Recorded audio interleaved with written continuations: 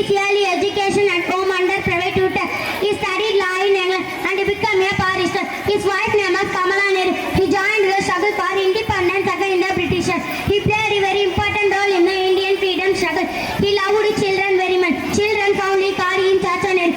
He was a follower of Gandhiji ideology. He always keep a red rose singing shirt packet. He gave a famous slogan, Haram Haram. He wrote the famous book, The Discovery of India. He was the first Prime Minister of the India. His birth anniversary is celebrated as Children's Day in every year.